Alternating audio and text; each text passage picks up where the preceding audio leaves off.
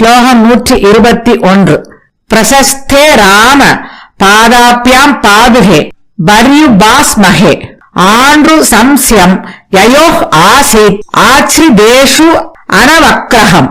பொருள்: ராமனின் திருவடிகளை விட மிகவும் உயர்ந்த அவனுடைய பாதுகையை நாங்கள் தியானம் செய்கிறோம்.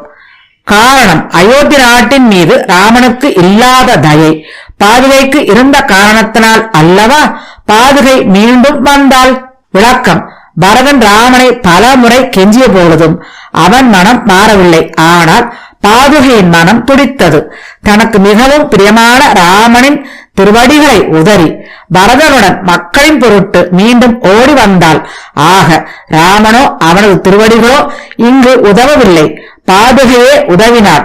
அவன் தூரஸ்தன் ஆனாலும் இது கிட்டி நின்று உதவும் என்று திருநாமத்தின் மேன்மையை பிள்ளை லோகாச்சாரியார்